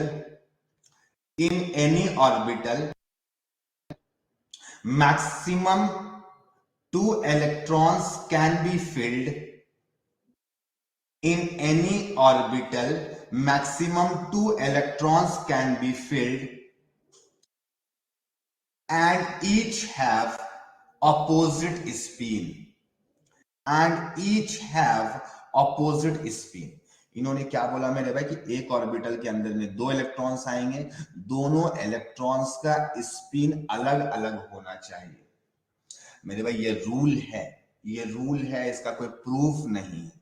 इन्होंने एक बात कही कि जो इलेक्ट्रॉन्स भरेंगे हम लोग जिस रूल के अकॉर्डिंगली, उसमें जो एक ऑर्बिटल्स के अंदर पे 2 इलेक्ट्रॉन्स आएंगे, उस दोनों का इलेक्ट्रॉन्स का स्पिन ऑपोजिट होना चाहिए। बस यही बात कही, नहीं तो चारों क्वांटम नंबर का वैल्यू मैच कर जाएगा। तो क्या लगता है कभी भी कोई इलेक्ट्रॉन दूसरे इलेक्ट्रॉन से तो डिफरेंट होगा ना। ये अगर हम दिखलाएंगे तुम्हें कि ये भी ब्लैक है, ये भी ब्लैक है, लेकिन ये दो अलग अलग है मेरे भाई, तो इस दो अलग अलग को हमको कुछ दिखलाना पड़ेगा। अलग कैसे है? तो इसको अलग दिखलाने के लिए एक नया क्वांटम नंबर जो इंट्रोड्यूस किया गया था, स्पिन क्वांटम नंबर, तो इन्होंने ही बताया था, उसके बारे में आइडिया दिया था कि जो अदरवाइज चारों क्वांटम नंबर सेम हो जाएंगे किसी भी 2 इलेक्ट्रॉन्स के लिए, तो फिर तुम इलेक्ट्रॉन के बीच में डिफरेंशिएट कैसे करोगे। तो इन्होंने कहा कि एक ऑर्बिटल्स के अंदर में 2 इलेक्ट्रॉन्स को भरना है, वो दोनों इलेक्ट्रॉन्स के स्पिन अलग अलग रखना है, तुम्हें इन्होंने ही बताया था। ठीक है, लिखो सेकंड नंबर पॉइंट, इसी का सब point 2, no 2 electrons in an atom should have same values of all 4 quantum numbers. Should have same values of all 4 quantum numbers. Should have same values of all 4 quantum numbers. मेरे भाई इन्होंने एक बात कही मेरे भाई कि अगर कोई भी एटम है उसमें कोई भी इलेक्ट्रॉन्स, 2 इलेक्ट्रॉन्स का चारों क्वांटम नंबर सेम हो ही नहीं सकता। जैसे फॉर एग्जांपल मेरे भाई लिथियम है, तो लिथियम का इलेक्ट्रॉनिक कॉन्फ़िगरेशन जब लिखोगे ना तो 1s2 2s1 आएगा, 2s1। तो मेरे भाई अगर 1s2 में बात करोगे तो इसमें 2 इलेक्ट्रॉन्स है, लेट्स से इलेक्ट्रॉन 1 और इलेक्ट्रॉन 2। तो मेरे भाई अगर इलेक्ट्रॉन 1 और इलेक्ट्रॉन 2 को डिफरेंशिएट करना है, इलेक्ट्रॉन 1 को और इलेक्ट्रॉन 2 को डिफरेंशिएट करना, तो n, l और m सेम हो जाएगा।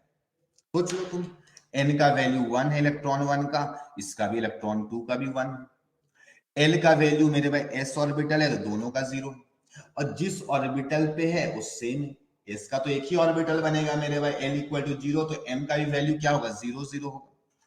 तो इस हिसाब से तो तीनों क्वांटम नंबर सेम हो गया। तो ऐसा लग रहा है नहीं देख करके कि ये दोनों इलेक्ट्रॉन तो सेम ही है, 1 0 0 1 0 0 वाला है। तो मेरे भाई इसके लिए इंट्रोड्यूस किया गया था ms, ताकि वो 2 इलेक्ट्रॉन्स को डिफरेंशिएट करे। तो अगर इसको प्लस हाफ देंगे तो इसको माइनस हाफ देना है, क्योंकि एक ऑर्बिटल्स के अंदर पे दोनों इलेक्ट्रॉन्स के स्पिन ऑपोजिट होंगे, तभी ये अलग हो गया। देखो 1 0 0 प्लस हाफ हो गया, 1 0 0 माइनस हाफ हो गया। तो डिफरेंशिएट हो गया। तो यहीं पर अगर पूछेगा कि अगर मेरे पास में 3 ऑप्शंस रहता स्पिन का, अगर जैसे यहाँ पे 2 ही ऑप्शन है ना, +½ और -½ तो एक ऑर्बिटल के अंदर में कितने भर पाते? बताओ, अगर 3 ऑप्शंस अवेलेबल रहता 3 कितना भर पाते? फिर 3 3 भर पाते। यस, ऐसा होता है, एक +1/3, एक -1/3 और एक कुछ अलग होता है मेरे में। तो इस तरीके से किया जा सकता था। तो ये जितने पॉसिबिलिटीज होंगे उसके बेसिस पर ये सब रूल्स है मेरे भाई, ये सब ये वैसा प्रूफ नहीं, यानी कि अलग दिखने के लिए इस तरीके से ये क्वांटम नंबर्स को, वर्ड को इंट्रोड्यूस किया गया है। थर्ड नंबर मेरे भाई, अगला नंबर जो है वो हुंड्स रूल है। आप नाम सुने होंगे, ये तीसरा प्रिंसिपल है। तो याद रखना कि पॉली क्या बताए थे। तो पॉली बताए थे मेरे भाई कि 2 इलेक्ट्रॉन्स एक ऑर्बिटल्स के अंदर पे जो भी होंगे उसके स्पिन अलग अलग होने चाहिए, बस इतना ही बोले। इसके अलावा ज्यादा बुद्धि लगा दिया तो गलत हो जाएगा। ठीक है मेरे भाई, हुंड्स रूल लिखो पहले, फिर समझाएंगे उसे। Hund's rule, according to this rule pairing of electron will not take place. According to this rule, pairing of electron will not take place until degenerate orbitals will get singly filled. Until degenerate orbitals gets singly filled, single मतलब singly filled and having same spin, ये line थोड़ा confusing है, आपको confuse कर सकता है। एक बार line को फिर से रीड करो। हम इस पे लिखवाए हैं कि ये रूल बताता है कि जब भी इलेक्ट्रॉन्स भरना है तो पहले सिंगल भरो, फिर पेयरिंग करना है। यानी जो दूसरा डबलिंग करना होता है ना, एक ऑर्बिटल के अंदर में 2 भर सकते हैं, तो 2 भरने से पहले एक भरना है डीजेनरेट ऑर्बिटल्स में। अगर डीजेनरेसी ब्रेक हो गया तब तो पहले पेयरिंग कर लेना है, फिर हम लोग डबलिंग करेंगे, फिर हम लोग दूसरे वाले में जाएंगे। यानी एग्जाम्पल के रूप में समझो मेरे भाई, 3p3 है, इसको भरना है। तो 3p3 को भरने का बहुत सारा ऑप्शन है मेरे भाई। p में हमको पता है कि p सब सेल के अंदर पे p सब सेल है और ये तीनों p का एनर्जी सेम है, तीनों p का। तो एक बंदा आया, बोला कि सर हम यहाँ पे 2 भरेंगे, यहाँ पे 1 भरेंगे। हम बोले ठीक भरो ऐसे। एक बंदा आया, बोला सर हम ऐसे भरेंगे। बोला कि सर हमें 3 भरना है, तो 3 भरने के ऐसे रूल्स होंगे, 3 भरने के ये 3 ऐसे भरेंगे। हम बोले ठीक, ये भी एक रूल हो सकता है। एक बंदा आया, बोला सर हम ऐसे भरेंगे। बोला कि सर हम ऐसे भरेंगे। हम बोले ठीक, ऐसे भरो। एक बंदा आया मेरे भाई, वो कहा कि सर हम ऐसे भरना चाहते हैं, एक ऊपर एक नीचे एक ऊपर। तो हम बोले कि बेटा, हुंड्स बोले हैं कि जब भी इलेक्ट्रॉन्स भरना, अगर डीजेनरेट ऑर्बिटल्स है, तीनों का एनर्जी अगर सेम है, तो पहले सिंगल भरना पड़ेगा। 2 भरना होता तब तो आजू बाजू भरते, लेकिन 3 भरना है तो मेरे भाई ये गलत हो गया, पहला वाला गलत हो गया। मेरे भाई ये वाला देखते हैं, पहले सिंगल भरना है और सिंगल भरने के टाइम आपका स्पिन सेम होना है। आपको लिखा है लास्ट में हैविंग सेम स्पिन, तो तीनों एक जैसा है, तो ये सही है, ये सही है मेरे भाई। सिंगल पहले भरना है, फिर आपको तीनों का स्पिन को सेम देखना है, तो इस भी सही है।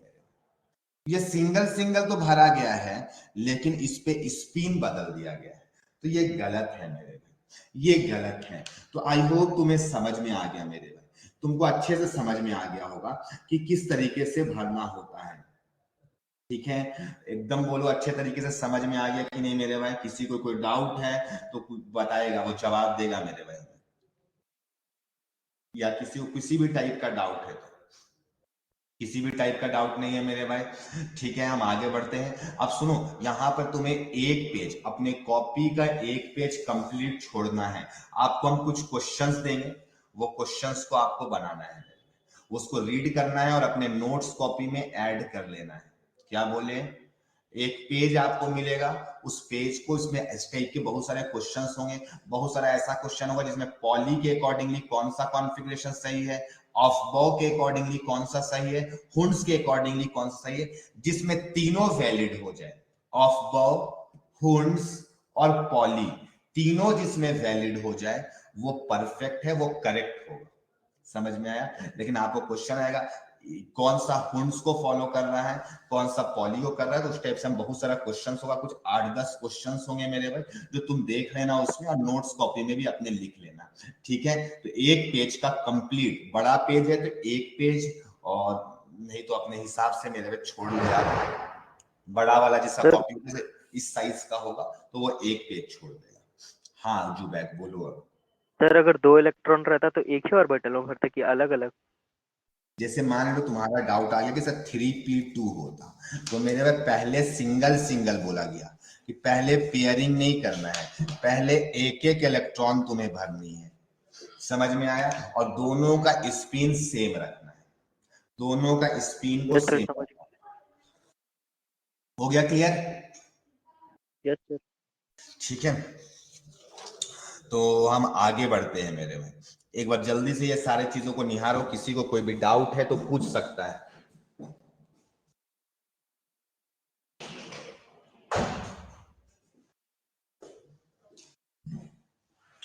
तो सबको क्लियर है मेरे भाई? तो अब हेडिंग बनाओ। अब आप लोग पढ़ते होंगे Hund's rules of maximum multiplicity, वो स्टेबिलिटी को बताता है। आप लोग जो अभी बहुत देर से ना ऋषिकेश चिल्ला रहा था सर कॉपर का नहीं बताए हो, कॉपर का नहीं बताए, लगता है आपको कॉपर का नहीं आता है। ठीक है, तो मेरे भाई अब उस पर हम आने जा रहे हैं, उस टॉपिक पर। तो स्टेबिलिटी, हाँ श्रुति बोलो। सर यहाँ से रीजनिंग नहीं आएगा कि ऐसा क्यों नहीं कर रहे हैं कौन? इन सब रूल्स के लिए? हाँ नहीं, ये रूल्स ही है।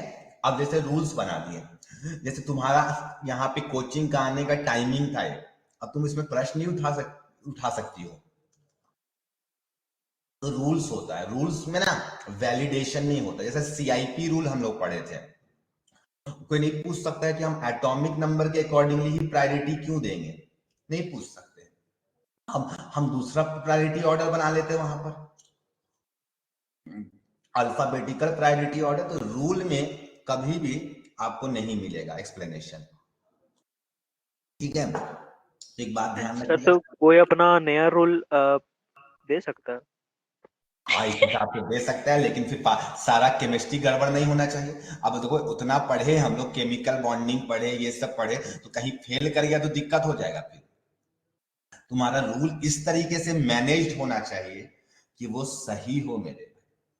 ठीक है, वो सारे केमिस्ट्री को एक्सप्लेन कर पाए, उस रूल को हम सही मानेंगे। ठीक है, इस तरीके से ना सर रूल जैसे ऐसे नहीं पूछ सकता है कि ऑपोजिट स्पिन क्यों नहीं हो सकता है, सेम ही स्पिन क्यों होना चाहिए? तो अभी तुमको पता चलेगा, उसका रीजन यहाँ पे है, उसका रीजन ही देने जा रहे हैं अब। ठीक है, अपोजिट स्पिन और सेम स्पिन वाला क्या रीजन अब मिल जाएगा तुम्हें कि हाँ अपोजिट क्यों हम पहले सारे को सेम स्पिन में भरेंगे, तो उसका रीजन पता चल जाएगा।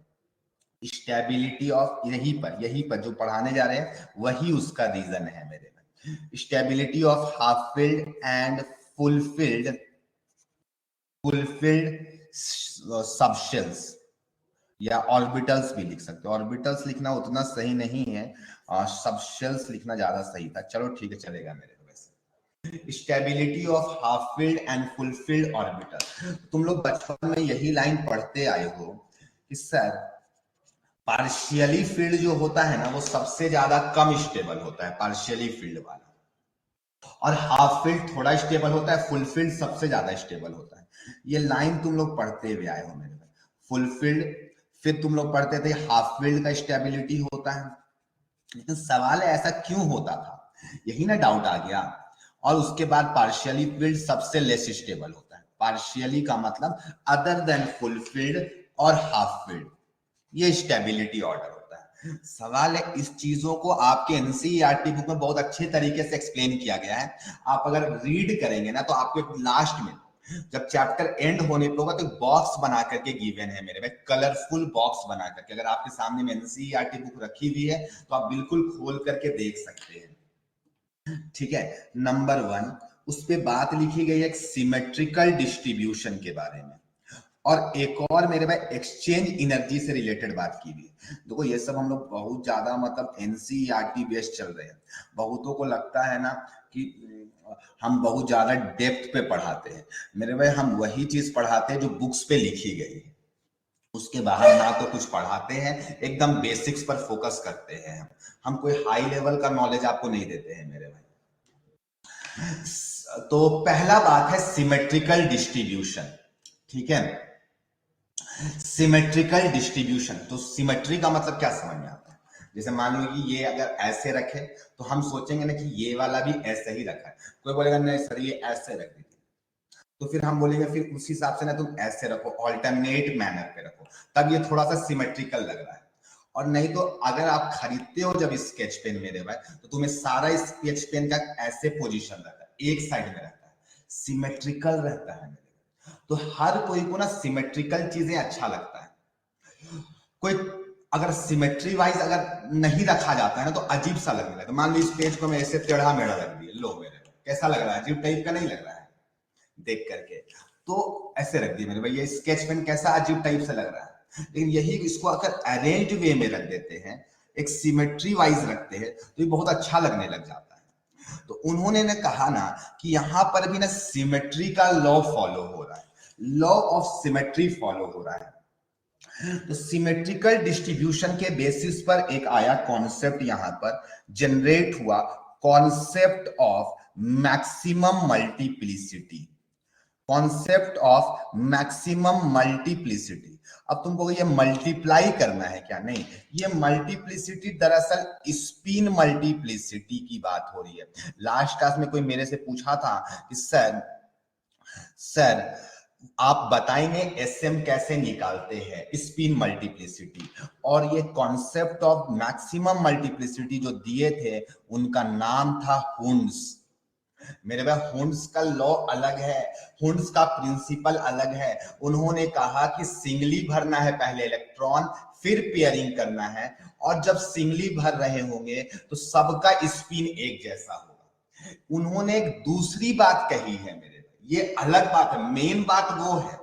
दूसरा बात ये है कि वहां पर मैक्सिमम मल्टीप्लिसिटी का उन्होंने कॉन्सेप्ट दिया जो कि सिमेट्री पर बेस्ड था। वो सिमेट्री को देखते हुए जवाब दिए। उन्होंने कहा स्टेबिलिटी उसका ज्यादा होगा जिसमें सिमेट्री ज्यादा होगा, जिसमें सिमेट्री ज्यादा होगा।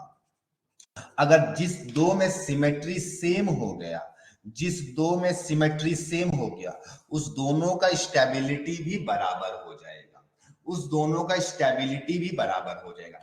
यानी मेरे भाई अभी जो तुम्हें हम दिखलाए थे इससे प्रीवियस पेज में आपको कि ये 3p और ये वाला 3b दोनों सिमेट्रिकल है। दोनों अगर दोनों का स्पिन मल्टीप्लिसिटी निकालेंगे तो सेम आएगा, तो इस दोनों का स्टेबिलिटी भी इक्वल होगा। चलो अभी देखते हैं कैसे बताएंगे। Stability is directly proportional to symmetry, और सिमेट्री लीड्स टू, सिमेट्री का मतलब ही आप समझेंगे मेरे भाई, सिमेट्री बोलो या फिर मल्टीप्लिसिटी बोलो, स्पिन मल्टीप्लिसिटी, मल्टीप्लिसिटी।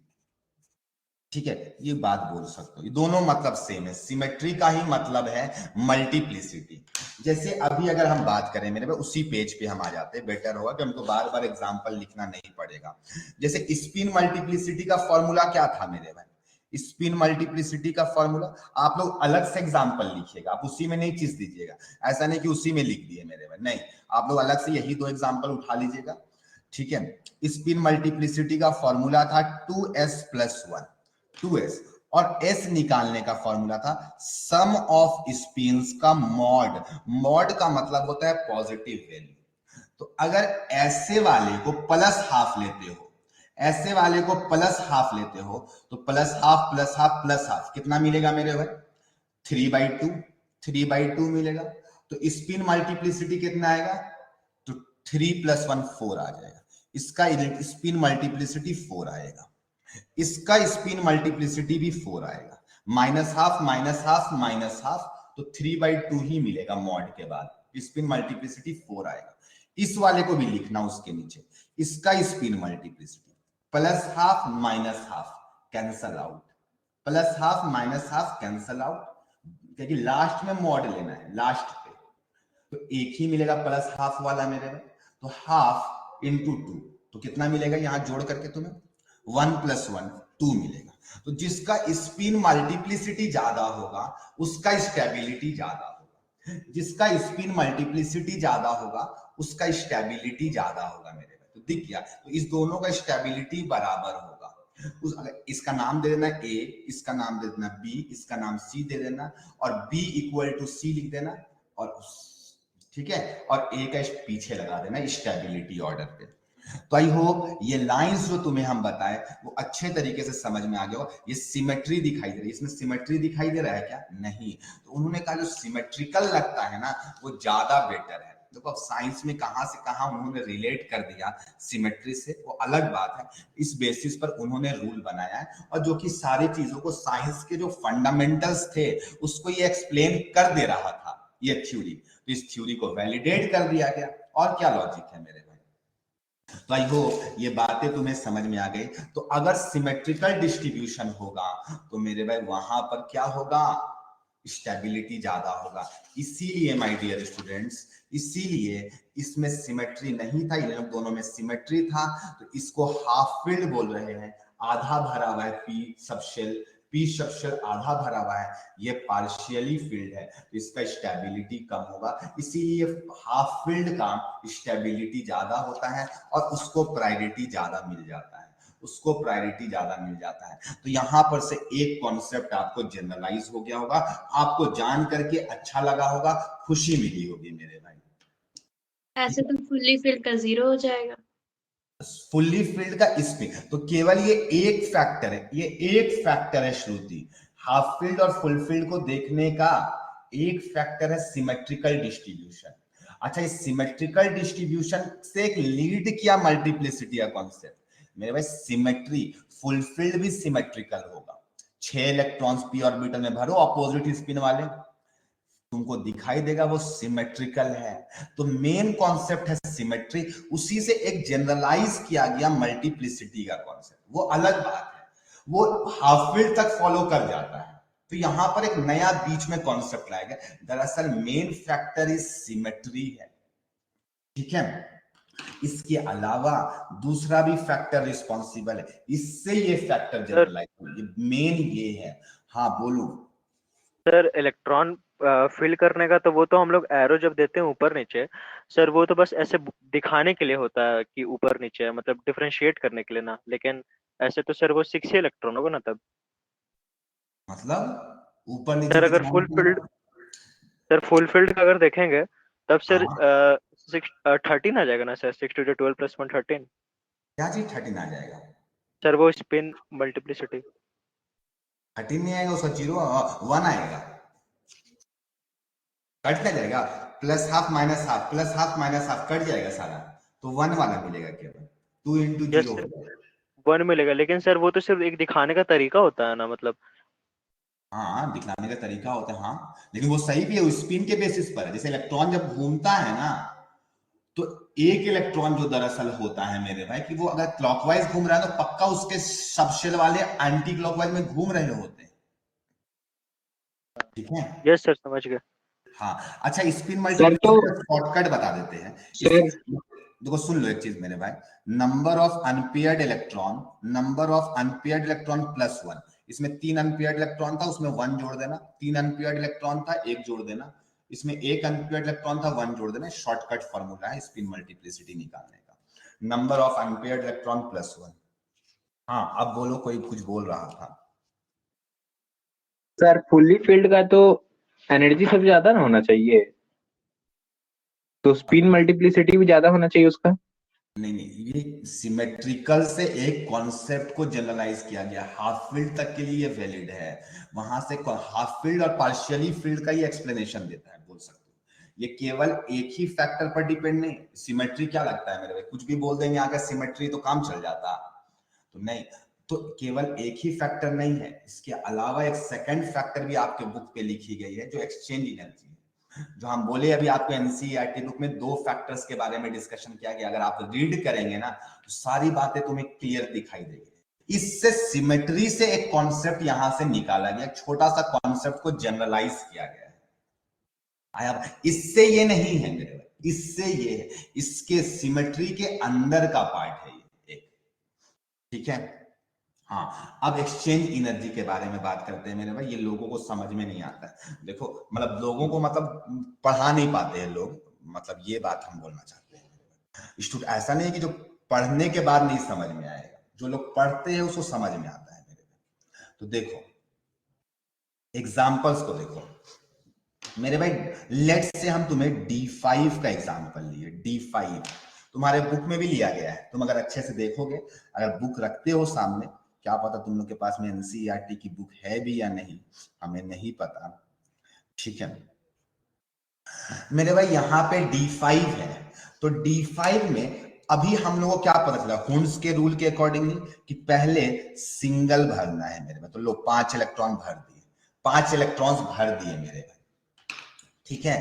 तो यहाँ पे हम नंबर ऑफ एक्सचेंज, यहाँ पे मेरे पास जगह बहुत कम है मेरे भाई, ऐसा करते हैं पेज को रहने देते हैं मेरे भाई, इस साइड में ना नंबर ऑफ एक्सचेंज लिखना चाहते हैं मेरे भाई। मतलब जैसे ना ये 5 स्टूडेंट्स है मेरे भाई, तो ये पहला वाला स्टूडेंट यहाँ भी बैठ सकता है, एक ही ऑप्शन है, यहाँ भी बैठ सकता है, सेकंड वाले की जगह पे भी, तीसरे वाले की जगह पे भी बैठ सकता है, चौथे वाले की जगह पे भी बैठ सकता है, और 5वें वाले की जगह पे भी बैठ सकता है।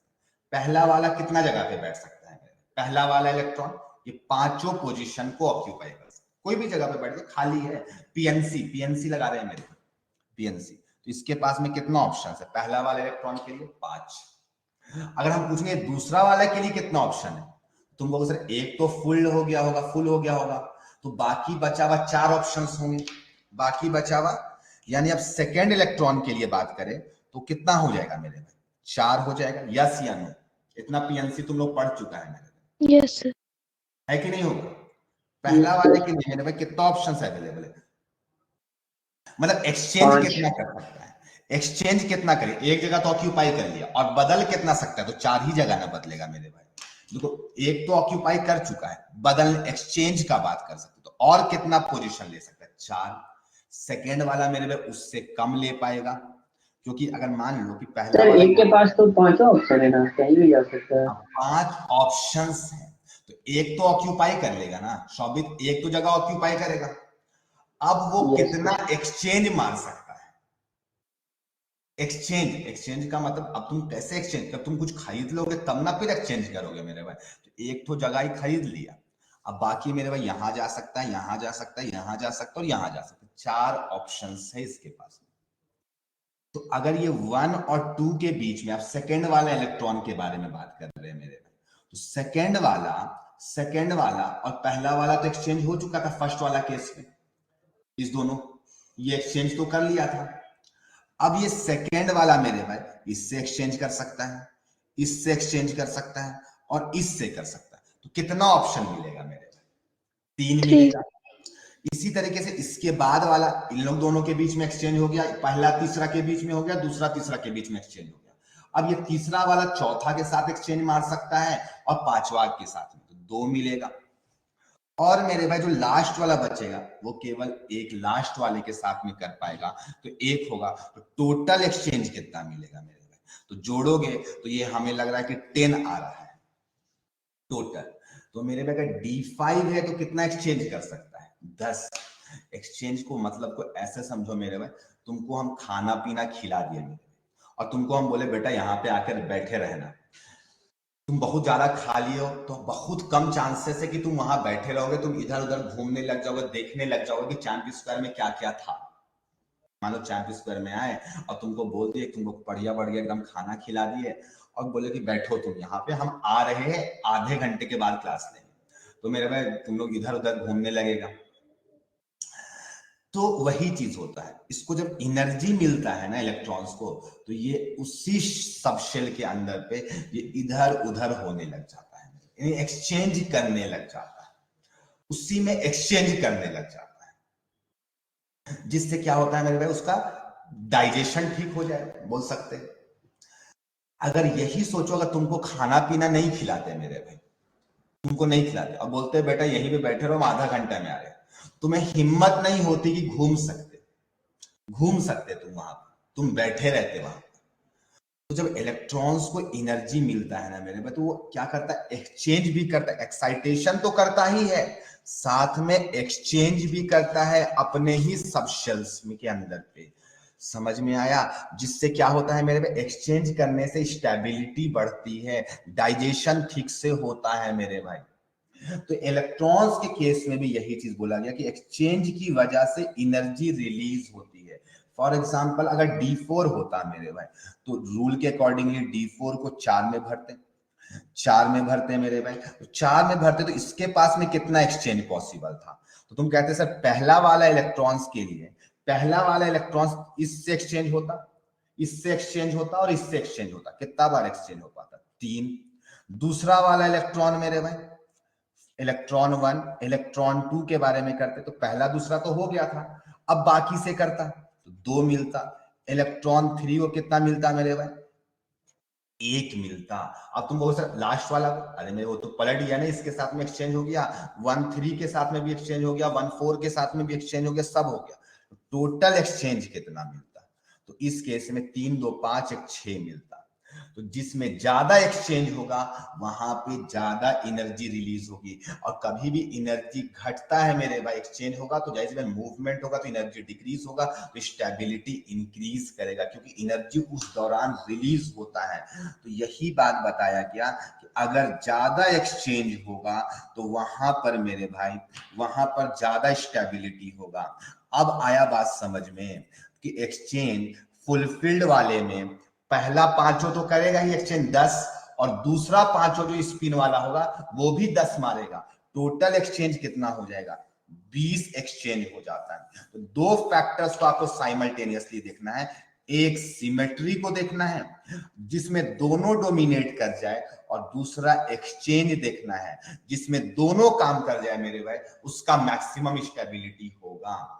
तो नंबर ऑफ एक्सचेंज जो होगा उसका भी फॉर्मूला होता है मेरे भाई, n into n-1/2, where n equal to number of electrons having same spin वाले, number of electrons having same spin वाले होंगे। तो आई होप ये लाइन समझ में आ गया होगा। अब क्यों हम बोल रहे थे कि D10 में मेरे भाई इसमें 5 इलेक्ट्रॉन्स ऐसे वाले होंगे और 5 इलेक्ट्रॉन्स ऐसे वाले होंगे, तो इसका कितना एक्सचेंज आएगा? 10। इसका कितना आएगा? 10, टोटल 20 होगा। तो सबसे ज्यादा एक्सचेंज भी मिलेगा और सबसे ज्यादा सिमेट्रिकल भी होगा, जिसकी वजह से फुलफिल्ड वाले का क्या हो जाता है? स्टेबिलिटी ज्यादा हो जाता है, जिससे फुलफिल्ड वाले का स्टेबिलिटी क्या हो जाता है माय डियर स्टूडेंट्स? ये याद रहेगा कि क्यों इसका एक्सप्लेनेशन था। अभी जो हम बातें लिखे थे कि स्टेबिलिटी फुलफिल्ड का सबसे ज्यादा होता है, फिर हाफ फिल्ड का होता है, और फिर पार्शियली फिल्ड का होता है। केवल कॉपर और क्रोमियम का याद कर लेने से नहीं होगा, सिर्फ रीजन दे देने से नहीं होगा कि हाफ फिल्ड का ज्यादा होता है। कहां पर इसका कॉन्सेप्ट है? तो 2 कॉन्सेप्ट से मिल करके जब साइमल्टेनियसली दोनों काम करता है तो उसका स्टेबिलिटी सबसे ज्यादा होता है। तो एक बार हमें बताओ कितने बच्चों को ये बातें समझ में आया मेरे भाई? वो चैट पे हमें जवाब दो। देखो मेरे भाई ये सब बहुत हेवी कॉन्सेप्ट है, बहुत सर एक बार लास्ट पेज दिखाइए ना। और जल्दी जल्दी लिखो मेरे भाई, क्योंकि देख रहे हो लेक्चर बहुत स्लो हो गया, बहुत कम चीज पढ़ाई हो पाया है। अगर तुम लॉजिकली देखोगे तो अब एक क्लास और लगेगा इसको एटॉमिक स्ट्रक्चर को कंप्लीट करने पे, ठीक है? अच्छा मेरे भाई, हम तुम्हें अब कुछ बातें दे देंगे, देखो वही से ये सर हो गया। तुम लोग कॉपर और क्रोमियम वाला केस जानते हो कि नहीं? तुम लोगों को सबको पढ़ा ही होगा। कॉपर वाले में यही सेम केस होता है मेरे भाई कि कॉपर, हाँ कॉपर वाले में क्या हो जाता है, वो हाफ फिल्ड और फुलफिल्ड में बदल जाता है, जो को हम बता देते हैं, हिंट कर देते हैं, हम नोट्स भेज देंगे यहाँ पर, तुम लोग को वहां पर वाला पार्ट को लिख लेना अपने नोट्स कॉपी में, क्योंकि जितना टाइम के अकॉर्डिंगली कवर अप होना चाहिए था उतना कवर अप हो नहीं पाया, तो अब उसके लिए यही ऑप्शन है। तो कॉपर का एटॉमिक नंबर 29 होता है मेरे भाई, हम केवल यहाँ से आर्गन से लिखेंगे, आर्गन 18, 4s2, 3d9 और 4p1 होना चाहिए मेरे भाई, 4s2 और 3d9 गड़बड़ लिख दिया हमको लग रहा है, 4s2 20 हो गया ना, हो तो गया मेरे भाई, इतना ही तो लिखना है हमें, 4p1। तो मेरे भाई ये नहीं होता है, ठीक है, ये नहीं होता है। इसका जो सच है मेरे भाई वो आर्गन 18, 4s1 और 3d10 हो जाता है, 3d10 हो जाता है। कितना हो जाता है? 3d10 हो जाता है। इसका रीजन वही है मेरे भाई कि 4s वाला तो हाफ बना, लेकिन d वाले में मेरे भाई सिमेट्री, इस तो सिमेट्रिकल है ही, इसमें तो अकेले का कोई चक्कर ही नहीं है सिमेट्री का मेरे भाई। सिमेट्री का प्रॉब्लम कब आता है? सिमेट्री का प्रॉब्लम कब आता है मेरे भाई? तो जब 2 हो 3 हो तब ना आएगा मेरे भाई। तो पहले तो हमें 3D बनाना चाहिए था, 3D बनाना चाहिए था। तो होता क्या है मेरे भाई, हायर एनर्जी वाले में मूव कर जाता है, जिससे नंबर ऑफ एक्सचेंज भी अचानक से बढ़ जाता है, नंबर ऑफ एक्सचेंज भी बढ़ जाता है और सिमेट्री भी बढ़ जाता है मेरे भाई। तो दोनों फैक्टर साइमल्टेनियसली जब काम कर रहा होता है तो ऐसा होता है। हम आपको कुछ नोट्स भेजेंगे, ठीक है, आप उसको देख लीजिएगा। दूसरा चीज एक और बात बताते हैं मेरे भाई कि जब भी इलेक्ट्रॉन्स का रिमूवल होगा तो हमेशा आउटर मोस्ट सेल से होगा। सोचो, खुद सोचो कि जो न्यूक्लियस से जो सबसे कम अट्रैक्टेड होगा शेल, तुमको फिर भरने टाइम में तो आप बोलते हो कि सर पहले 4s को भरना है फिर 3d को भरना है, आप तो हमको कंफ्यूजिया दिए सर, ऐसे बोल करके आप बोलते हो कि जब इलेक्ट्रॉन भरना है तो पहले 4s में भरना है फिर 3d में भरना है, और आप ये बात बोलते हो कि सर इलेक्ट्रॉन भरने के टाइम पे कि 4s का एनर्जी कम है 3d का एनर्जी ज्यादा है, तो 3d में बाद में भरना होता है। लेकिन जब इलेक्ट्रॉन निकालने की बात करते हो तो आप कह रहे हो कि सर पहले 4s से निकालेंगे फिर 3d से।